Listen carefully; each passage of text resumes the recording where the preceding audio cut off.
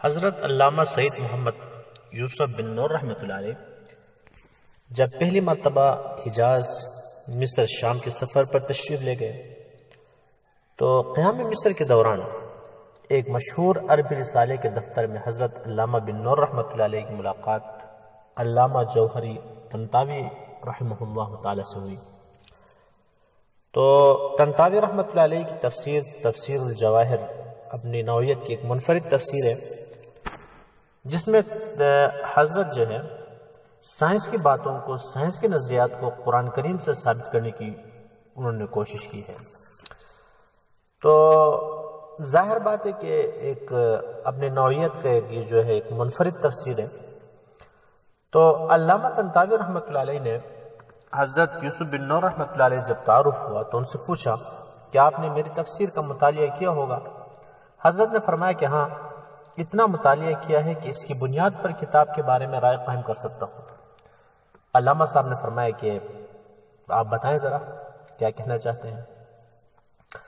تو حضرت نے فرمایا کہ آپ کی کتاب اس لحاظ سے علماء پر ایک عظیم احسان ہے کہ اس میں سائنس کی بے شمار معلومات عربی زبان میں جمع کی گئی ہے، کیونکہ عام طور پر سائنس کی کتابیں جو ہیں وہ انگریزی میں ہوتی ہیں، اس لیے علماء کے لیے انگریزی عام طور پر وہ سمجھتے نہیں ہیں، تو وہاں تک رسائی مشکل ہوتی ہے۔ تو لہٰذا اس لحاظ سے اگر دیکھا جائے تو آپ کی اس تفسیر سے علماء دین فائدہ اٹھا سکتے ہیں، اور علماء کے لیے سائنسی معلومات اکٹھا کرنے کا، جمع کرنے کا ایک بہترین ذریعہ ہے۔ لیکن جہاں تک تفسیر قرآن کا تعلق ہے، اس سلسلے میں آپ کی طرز فکر سے مجھے اختلاف ہے۔ آپ کی کوشش یہ ہوتی ہے کہ عصر حاضر کے سائنسدانوں کے نظریات کو کسی نہ کسی طرح کھینچ تان کر قرآن کریم سے ثابت کر دیا جائے، اور اس غرض کے لیے بسا اوقات تفسیر کے مسلمہ اصولوں کی خلاف ورزی سے بھی دری نہیں کرتے۔ حالانکہ سوچنے کی بات یہ ہے کہ سائنس کے نظریات جو آئے دن بدلتے رہتے ہیں، آپ آج جس نظریے کو بزور قلم قرآن کریم سے ثابت کرنا چاہتے ہیں، ہو سکتا ہے کہ کل وہ سائنسدانوں کے نزدیک غلط ثابت، جیسا کہ اس طرح ہوتا رہتا ہے، آئے دن تبدیل ہوتے رہتے ہیں۔ تو کیا اس صورت میں آپ کی تفسیر پڑھنے والا ایک عامی شخص جو ہے وہ یہ نہیں سمجھ بیٹھے گا کہ قرآن کریم کی بات نعوذ باللہ کیا ہو گئی؟ غلط ہو گئی۔ حالانکہ قرآن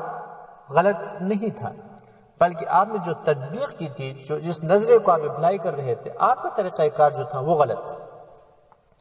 تو علامہ بن نور رحمۃ اللہ علیہ ایسے مؤثر و دل نشین انداز میں بیان فرمایا کہ علامہ جوہر طنطاوی رحمۃ اللہ علیہ بڑے متاثر ہوئے اور فوراً کھڑے ہو کر حضرت کے پیشانی پر بوسہ دیا اور کہا، یا استاد، واللہ ما انت بعالم ہندی،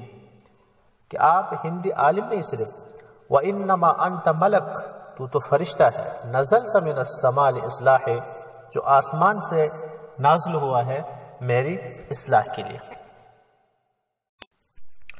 حضرت علامہ سید محمد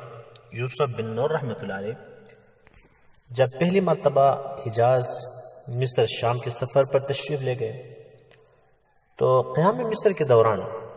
ایک مشہور عربی رسالے کے دفتر میں حضرت علامہ بن نور رحمۃ اللہ علیہ کی ملاقات علامہ جوہری طنطاوی رحمہ اللہ تعالی سے ہوئی۔ تو طنطاوی رحمۃ اللہ علیہ کی تفسیر الجواہر اپنی نوعیت کی ایک منفرد تفسیر ہے، جس میں حضرت جو ہے سائنس کی باتوں کو، سائنس کے نظریات کو قرآن کریم سے ثابت کرنے کی انہوں نے کوشش کی ہے۔ تو